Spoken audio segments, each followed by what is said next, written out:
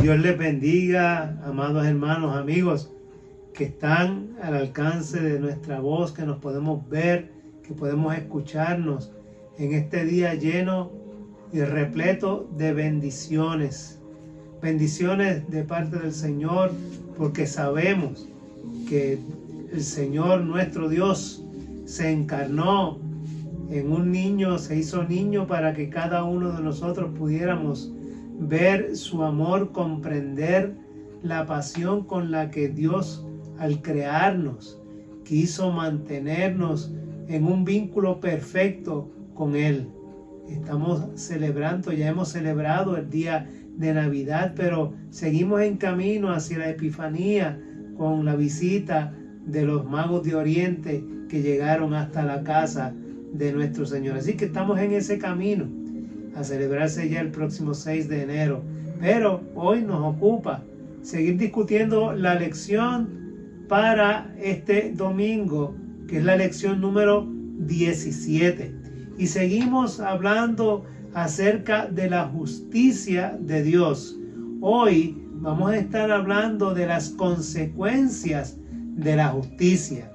El pasaje bíblico está concentrado en el libro del profeta Nahum, en el capítulo 1, los versos del 1 hasta el 3, y los versos del 6 al 8, y luego del 12 al 13, y el verso 15. Así que vamos a estar viendo estos versos como base bíblica para la lección de hoy. El texto para recordar nos dice: Jehová es Dios celoso y vengador. Jehová es vengador y lleno de indignación. Se venga de sus adversarios y guarda enojo para sus enemigos. Eso está en el verso 2 del capítulo 1. Los objetivos para este día son los siguientes: entender la justicia de Dios como un asunto incompatible con cualquier tipo de marginación y violencia. Asumir la defensa y el apoyo de las víctimas de violencia mediante el repudio enérgico de cualquier acto que implique el maltrato físico, psicológico y social, por entenderse contrario a las enseñanzas del Evangelio. La lección también, como todas, incluye un vocabulario. El primer concepto es la ira de Dios, que se define que en su maravillosa gracia es la acción o el juicio de Dios que se manifiesta contra todo sistema de injusticia que engendre violencia y opresión contra el ser humano. La segunda palabra del vocabulario es yugo. El yugo es una pieza de madera curvada que se coloca sobre la nuca de una pareja de bueyes o mulas para uncirlos a un arado o una carreta. En la Biblia se emplea como símbolo de esclavitud y sometimiento. Vamos a la palabra del Señor. La palabra del Señor comenzamos a leerla en el capítulo 1 del profeta Nahum, comenzando en el verso 1. Dice así la palabra del Señor. Libro de la profecía que Nahum, hijo de Elcós, recibió por revelación. Este es el mensaje dirigido a la ciudad de Nínive. El Señor es Dios celoso y vengador. Se venga de los que se le oponen y se enoja con sus enemigos. El Señor es paciente, pero poderoso, y no dejará de castigar al culpable. El Señor camina sobre la tormenta, y las nubes son el polvo de sus pies. ¿Quién podrá mantenerse de pie ante su ira? ¿Quién podrá resistir su enojo? Su furia se derrama como fuego, y ante él se parten en dos las peñas. El Señor es bueno, es un refugio en horas de angustia. Protege a los que en él confían. Pero como inundación que todo lo arrasa, destruye a los que se le oponen. La oscuridad alcanza a sus enemigos. Por eso dice el Señor a su pueblo: aunque los asirios sean fuertes y numerosos, serán destruidos y pasarán. Yo te he hecho sufrir, pero no te haré sufrir más. Haré pedazos el yugo que tienes encima y romperé tus cadenas. Miren, ya viene sobre los montes el mensajero que trae noticias de paz. Celebra tus fiestas, Judá. Cumple tus promesas. Nunca más te invadirán los malvados. Han sido destruidos por completo. Es la palabra del Señor que nos ocupa para el día de hoy. El pasaje bíblico que contiene la lección del día de hoy expone y nos expone a cada uno de nosotros frente al escándalo que genera la violencia. Y créanme que en estas últimas semanas nosotros hemos sido testigos aquí en Puerto Rico de lo que es la violencia desmedida, desenfrenada, con asesinatos, con maltratos hacia la mujer. Bueno, todo tipo de violencia de la cual hemos sido testigos es precisamente de la que esta lección está tratando en este día. El intento del dominio de la muerte sobre la vida, la opresión sobre la justicia, el mal sobre el bien, la falsedad sobre la verdad y la inhumanidad sobre la humanidad. Todo esto es un escándalo que el Espíritu de Dios rechaza tajantemente. O sea, Dios no se lleva de ninguna manera con estas conductas humanas. La profecía de Nahum identifica la opresión y esta maldad de la que estamos hablando, identifica la marginación como esas acciones que originan la ira, el enojo y la indignación de Dios. O sea que estas conductas que estamos señalando llegan delante de la presencia de Dios y causan en el Señor esa ira, esa indignación, porque no es lo que Dios realmente quiere para el ser humano. Nuevamente nosotros vemos en este pasaje del profeta Nahum y descubrimos que Dios, Yahvé, asume la defensa de las víctimas de la violencia, asume la defensa de los inocentes. En esta ocasión nosotros vemos cómo es el pueblo de Dios el que sufre la agonía, la opresión y el maltrato.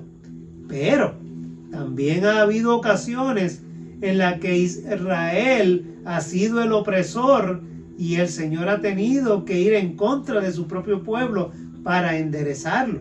Así que nosotros vemos cómo la ira de Dios está en contra de la violencia, sobre todo la violencia que engendra la muerte y desprecia a la humanidad, desprecia la benignidad humana. O sea, todo acto violento, todo acto, sea físico o sea verbal, que se ejecuta en contra de un ser humano, Dios simplemente lo rechaza.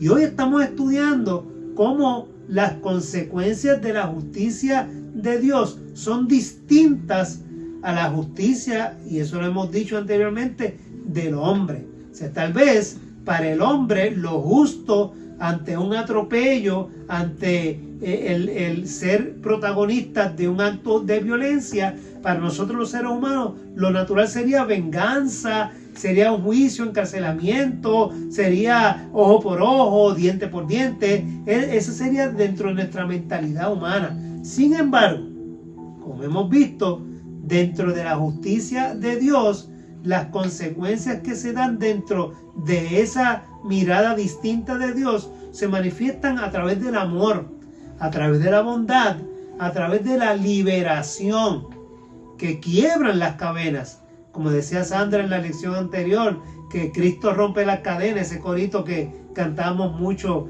anteriormente en nuestra iglesia. Pues mira, Cristo rompe las cadenas, sí, y Dios precisamente en su acto de amor, que es su expresión de la justicia, ese acto de bondad, pues también quebranta, quiebra, rompe las cadenas de la esclavitud que mantienen bajo acecho, bajo opresión al pueblo de Dios. El libro del profeta Nahum se encuentra, contextualmente hablando, en un periodo donde el poderío militar de Asiria estaba dominando ese mundo conocido. Ese poderío militar asirio había provocado violencia, había provocado marginación y había provocado, y estaba en el contexto del profeta Nahum, provocando sufrimiento al pueblo de Israel. Y es interesante porque el pasaje y el libro de Nahum menciona a Nínive como esa ciudad maldita, esa ciudad opresora, esa ciudad a la cual el Señor señala como que será destruida. Y nos viene a la mente el libro de Jonás, porque Jonás fue enviado a predicar a Nínive, y allí Nínive se arrepintió y Dios perdonó a Nínive en aquella ocasión. Y usted dice, Dios, pero ahora el Señor los va a destruir. Pero estamos hablando 100 años después aproximadamente, después de la predicación de Jonás. Así que ellos, en lugar de seguir en un camino recto, en un camino de temor a Dios, simplemente volvieron a sus antiguas prácticas, que eran unas prácticas barbáricas. Asiria se le conocía por ser tremendamente cruel con sus enemigos. O sea, no tenía ningún tipo de misericordia con aquellos que ellos consideraban sus enemigos. Así que es contra este pueblo, contra el pueblo asirio, que Nahum está lanzando esta profecía que tenía cautivo y oprimido al pueblo de Israel. Fíjense ustedes que el reino del norte, el reino de Israel, fue llevado cautivo por Asiria y fue desterrado del territorio del área norte de Israel. Primero, más tarde vemos cómo Asiria fue conquistado por Babilonia, que es el instrumento que utiliza Dios para castigar a Asiria. Pero también vemos cómo Babilonia también destierra al reino del sur, a Judá, y entonces es todo Israel el que está sufriendo en manos de enemigos extranjeros. Así que, pero en este contexto de Nahum, estamos hablando del imperio asirio que estaba oprimiendo a Israel en este momento histórico. Así que cuando nosotros miramos el libro del profeta Nahum, que de hecho es muy poco utilizado en la predicación evangélica, y tal vez nosotros digamos por qué, y es que el libro del profeta Nahum no es citado por ningún autor del Nuevo Testamento. Así tal vez ha sido relegado un poco a un segundo plano en el sentido de utilizarse como libro para predicar, evangelizar y seguir su profecía, porque tal vez esta sea la razón. De todas maneras, estamos hablando de un libro que tiene un tono fuerte en sus palabras. El profeta se expresa de manera bastante fuerte en contra de este pueblo, de este imperio asirio. Y el profeta se identifica como Nahum, oriundo de Elcos. Pocos nosotros sabemos acerca de Nahum, de este personaje y de la ciudad de Elcos. La profecía sí anuncia el inminente castigo de Dios como una respuesta a la crueldad asiria. Estas palabras del profeta Nahum anuncian que Asiria será despojada de su poder. Es claro que afirma que la ira de Dios va dirigida contra los enemigos, contra los adversarios que engendraron violencia y sufrimiento. Yahvé, el Dios de Israel, no se levanta caprichosamente contra el pueblo asirio. Es algo importante. O sea, el Dios de Israel no es un Dios violento que ejecuta sus juicios y su ira simplemente porque de momento quiso hacerlo. Sí, por lo tanto, el Dios de Israel no es caprichoso en su juicio. Todo lo contrario, estamos viendo a un Dios que responde con amor y con benevolencia cuando así tiene que hacerlo. Así que nosotros estamos hablando de que Nahum está profetizando contra un imperio que está causando sufrimiento y muerte al pueblo de Israel, y que la intervención divina entonces no es un acto en contra de un pueblo en particular. O sea, no es que Dios la tiene en contra de Asiria. Estamos hablando de que es la respuesta de Dios contra la crueldad, contra la opresión, contra la violencia que estaba demostrando este imperio en contra del pueblo del Señor. Así que esa expresión del Señor misericordiosa la vemos en la frase de que Dios es tardo para la ira y grande en poder. Y es una reafirmación de la gracia restauradora y del amor compasivo de Dios, que, como hemos dicho, asume la defensa de las víctimas. En este caso, la víctima es Israel. En otros momentos hemos dicho, Israel es el opresor y Dios tiene que ir en contra de su propio pueblo para enderezar las cosas. Pero aquí vemos cómo Dios extiende su paciencia, su misericordia, por amor al pueblo, por amor de su pueblo. Así que, en definitiva, nosotros tenemos que entender que el amor del Señor no tendrá por inocente al culpable. Y esta frase es interesantísima. O sea, Dios no tendrá por inocente al culpable. O sea, porque siempre hemos dicho que Dios es un Dios de amor, Dios de misericordia. Y en estos días a veces escuchamos mucho como la gente dice, no, porque Dios es amor, tenemos que amar, no importa la conducta por errada que pueda ser, Dios es amor, nosotros tenemos que amar. Y todo ese discurso que escuchamos acerca de que tenemos que amar, aunque el pecador siga pecando, aunque su conducta sea equivocada, y ahora hablamos de inclusiones, ahora la nueva palabra es inclusión. O sea, nosotros tenemos que aceptar sus estilos de vida, tenemos que aceptar todo lo que hacen, porque Dios es amor. Sí, ciertamente Dios es amor, pero nos olvidamos que Dios es un Dios justo. Y aquí, en este pasaje, en este libro del profeta Nahum, se nos habla de la justicia de Dios. Y claramente se establece que el Señor no tendrá por inocente al culpable. O sea, aquel que no se arrepiente, aquel que no endereza sus caminos, no espere que la misericordia de Dios le acompañe y justifique su conducta y la aplauda. De ninguna manera. O sea, claramente se establece que si tú no enderezas tus caminos, si no cambias tu vida, si no transformas tu manera de ser, vas a tener consecuencias.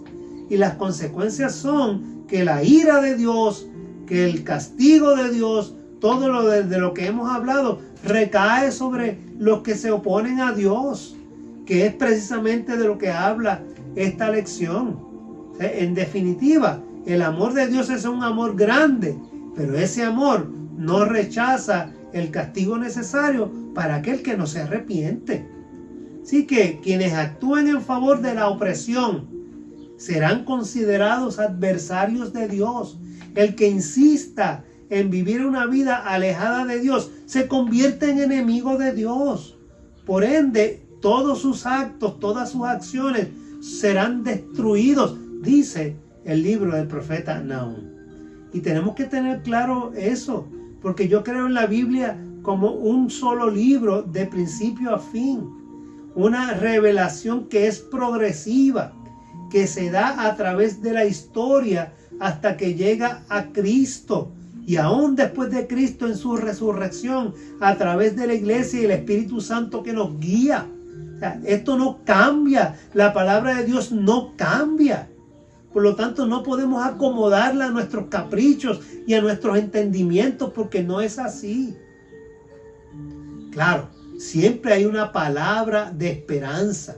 Y dentro del libro surge la promesa de restauración y la esperanza de la intervención divina. Aun cuando el vidente, aun cuando el profeta hace alusión, señala la fuerza destructiva de Asiria. Dice ahí, dice el pasaje, aunque los asirios sean fuertes y numerosos. Miren, la cantidad, el poderío militar de Asiria no puede resistir la venganza de Dios. Tus recursos económicos, tu poder y el poder de cualquiera, sea económico, influencias políticas o a través de sobornos, como hemos visto, que logran su influencia a través de sobornos, a través de la corrupción. Toda esa influencia y ese poderío que pueda un ser humano tener en la tierra jamás puede compararse con el poder de Dios. Usted puede, como en los Salmos, quejarse en un momento determinado de cómo el mal triunfa por el mal. Nunca triunfa al final. Quien triunfa es Dios y su pueblo. Así establece el libro de Apocalipsis. Nosotros como iglesia nos mantenemos firmes de la mano de Dios, predicando la palabra como es, tal y como está escrita. Porque al final el triunfo es de Dios y de su pueblo. Y eso es lo que nos presenta esta lección. Puede ser grande el poder de Asiria, pero jamás es más grande que Dios. Y se ha dictado sentencia. Ha llegado el fin de la opresión, dice el profeta.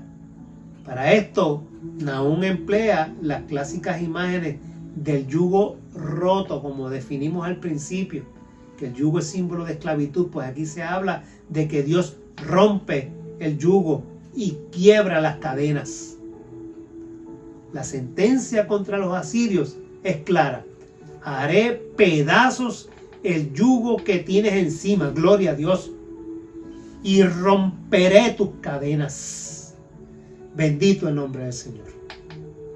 Así nos dice hoy a nosotros. Esta situación de la pandemia, endemia, como algunos quieren ya llamarla, no durará para siempre. La corrupción y la maldad no durará para siempre.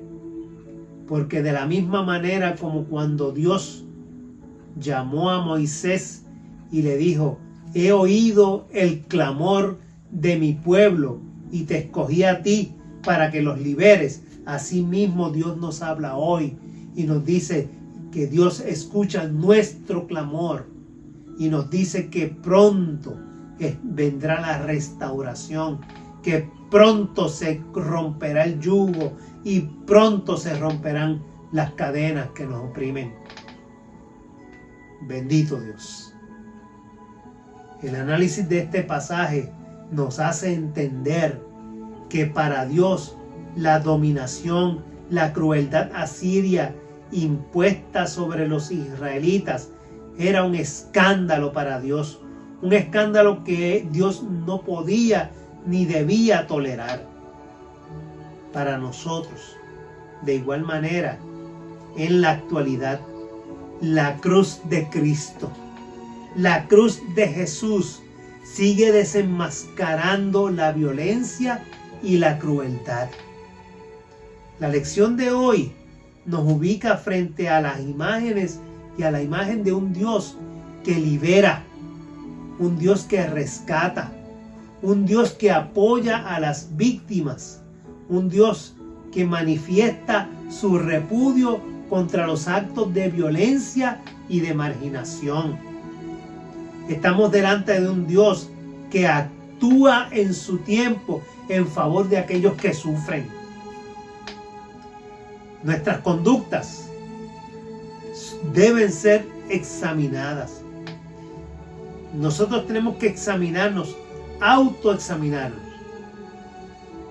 Tenemos que mirarnos más allá de la iglesia, mirarnos más allá del culto y preguntarnos, ¿estamos dando testimonio de la justicia de Dios? ¿Somos agentes que causan sufrimiento? Nosotros con nuestra manera de ser estamos causando el sufrimiento de otros. Nuestras construcciones teológicas están de acuerdo con el espíritu liberador del evangelio, o estamos nosotros utilizando la iglesia también como un medio de violencia en contra de otros. Desde la cruz, Dios pone fin a la supremacía de las teologías de la muerte para proponer el valor supremo del amor y de la vida. O sea, Dios es el Dios de la vida. En nuestra sociedad todavía existen grupos que experimentan de forma consecuente la violencia y el maltrato. Y podemos mencionar algunos que ustedes saben muy bien. Nuestros ancianos, nuestros viejos. Nuestros viejos sufren de marginación y sufren de violencia. Nuestros niños, y los vemos en los noticiarios todo el tiempo. Las mujeres. Y otros grupos que son postergados, son marginados, porque no tienen la influencia y el poder o la presencia en medio de la sociedad para poder resolver sus dilemas y resolver sus problemas. La pobreza, que no les permite alcanzar los cuidados médicos necesarios. A veces son rechazados en hospitales y en lugares de cuidado médico porque no pueden pagar.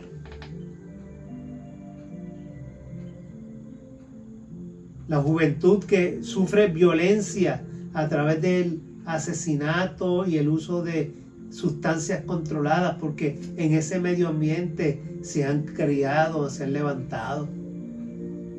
Las palabras de Nahum nos recuerdan que el Dios de justicia y la vida condena esta violencia y esta marginación.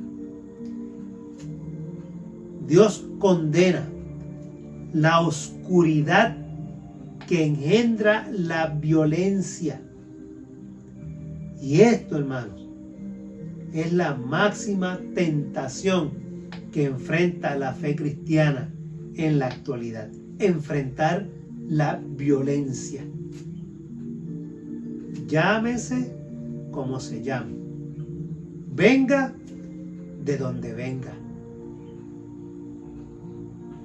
No puede haber justicia, no puede haber paz donde se justifica la violencia, donde aceptamos como algo normal y cotidiano la violencia. Hablar de las consecuencias de la justicia, que es el título de esta lección, nos obliga a todos a denunciar los maltratos que sufren la gente marginada y la gente invisibilizada, a la gente que nosotros hemos querido tapar, a la gente que hemos querido ocultar, ¿no? Esta lección nos levanta, nos exhorta, nos obliga a que como iglesia nos levantemos y levantemos nuestra voz en contra de estas cosas. A que luchemos desde la fe en Cristo para erradicar todo rastro de violencia y de opresión.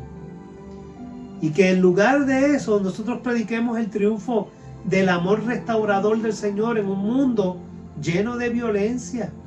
Pero mira, hagamos la diferencia y hagámosla en el nombre del Señor Jesús, que vino al mundo en una época como esta y que fue anunciado por un coro de ángeles que dijo a aquellos pastores humildes que estaban allí en la región de Belén: se paz en la tierra a los hombres de buena voluntad.